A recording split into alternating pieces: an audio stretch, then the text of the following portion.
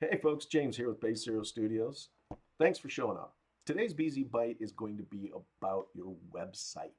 All right, so what is a website?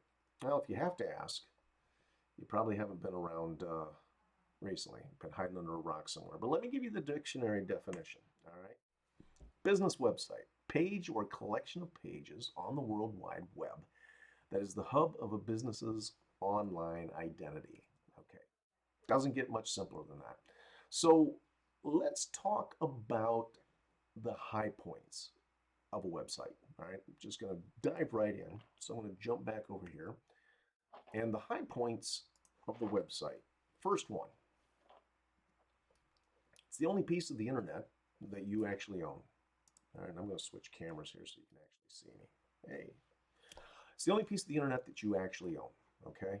Um, if Facebook were to suddenly disappear, Twitter, LinkedIn, Instagram, whatever, um, anything that you've created out there is going to go with them. All right.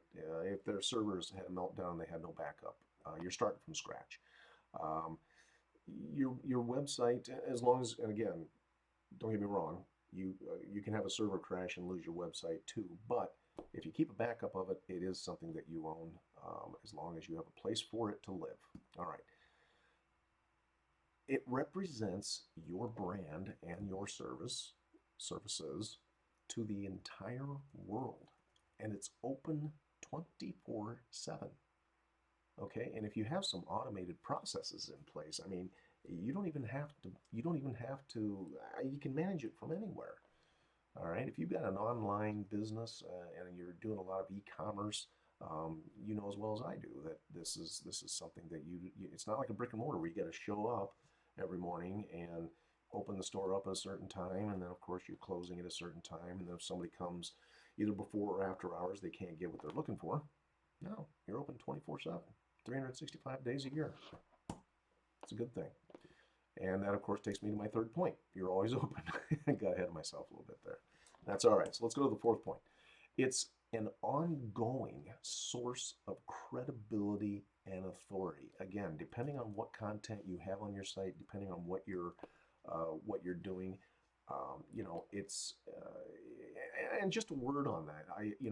This BZ Bite is specifically tailored toward business websites, but there's a variety of different types of websites that can be just literally sources of information. We got Wikipedia as an example, where people go to find out information and authoritative information on a particular subject or topic. But your website, as it pertains to your brand and your product, your service, that is the destination for people to go to learn not only about your brand and your product and your service, but how much you know about the application of it and everything that's related. To put their mind at ease and ultimately make sure that you're where they go when they need whatever it is that you're selling. All right. Finally, and definitely not least of all, it's a lead capture device. It is a place, yes, you want to give information, you want to establish authority, you want to show yourself as credible, but ultimately at the end of the day, traffic to your website is ultimately about gaining leads and converting those leads to clients. And your website is where, outside of you shaking hands with the person or them coming to the front door of your business, if you do have a building where you reside, um, that's ultimately what that website's purpose is.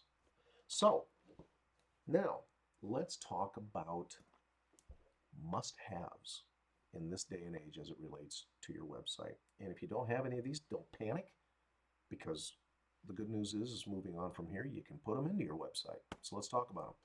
First of all, mobile friendly. I cannot even begin to tell you how many websites out there are still not mobile friendly. Somebody want to get that? Thanks. Anyway, um, no, let it ring. You know what they say? If you don't answer, then they won't come back. Problem solved. They never call back. Sorry about that. All right, so working from home, you know the drill. Anyway, mobile friendly. You've got to make sure that your site is able to be viewed on a variety of different devices, whether it's mobile phones or iPads or whatever your flavor is as far as brands go when it comes to those devices, as well as laptops and desktops. Um, you want people to have uh, a good experience, a great experience, and the content to be tailored to that particular device when they enter your website using that device.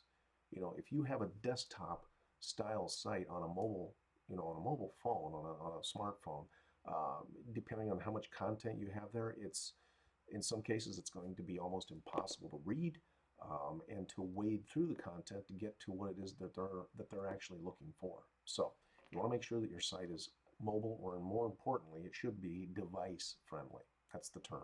All right. Next, you want it to be smoking fast. And here's why. Because I think the most recent studies done by Google is that our attention span has actually devolved to that less than a goldfish, which is 8 seconds. I believe that the attention span has gone below that for human beings. And it's not because we're stupid. I mean, the bottom line is we're busy. We've got more demands being put on us every day. And the last thing that we have time to do is to wait for a website to load up its graphics and its content so we can, again, accomplish whatever it is that we're there to do. So if your site is not fast, and there are a number of sites that you can use to check your site speed and see how you stack up against, just the internet in general and, competitors. And if you need some of those, let us know. We'll most certainly give you some places where you can check your site speed. All right. Efficient, effective design. Again, it comes back to time. Yes, putting your brand out there and presenting it as professionally and as sharp as possible is most definitely a factor. But when you boil it all down, again, it comes down to that time factor. Listen, most people in this day and age, and if you're one of, if listen, if you have a lot of time to spare, then God bless you. But most people don't. Most people are on a mission. When they go out there, they're looking for what they need, what they want, got to get it ordered, got to, get it scheduled, whatever it is, and then on to the next thing. All right. So because of that, in addition to the fast loading time and multi-device accessible, you want it to be efficient and effective so people can get in, get what they need, and get on with their lives. Okay. Now, here's a bonus. If you have the type of site where a person can come and accomplish that, and then later, when they have more time to come back and browse and look around and enjoy the experience, the good news is if you deliver on the first one, you're most likely going to get the second one. So in other words, if you made your site an experience where they can come and easily get what it is that they're accessing or what they want to access, and then later when they want to come back and just peruse the shelves, the virtual shelves, so to speak, they'll be more apt to come back to you for that second browsing experience. Okay? So, two birds with one stone, as they say. All right. Number 4, very important. I can't tell you how many sites I've seen where they give you all the information in the world and they work you up to the sale, but then they never close it. There's no call to action. Listen, if you're selling something or you have something to offer, even if it's just a consultation to get the ball rolling, on your first page, there should be some sort of call to action, even toward the top of the page. Because again, there's going to be some people that arrive that maybe they already know who you are and they've heard about you and are just like, where do I give you my money? Where do I sign up for that appointment? Okay, so you want that call to action to be forward, not aggressive, overly aggressive, but definitely where they have no trouble finding it, either signing up again for an appointment, getting on a mailing list, buying a product, or scheduling an appointment for a service or whatever it is. Have that call to action out in front where they can see it. All right, and then finally, and I know this was a subject of another video that we've done, and we'll be doing more ongoing, but search engine optimization, your SEO. Can't stress this enough. If you have not taken any time or put any thought or budgeted for some kind of a SEO program, you're really missing out, and you're taking a chance on being pushed further and further down in the results when it comes to people searching for what it is that they're looking for. So that's it for today's BZ Bite covering your website. As always, if you have any questions, comments, suggestions, we're always open to new ideas. By all means, get in touch, let us know, subscribe, follow, share.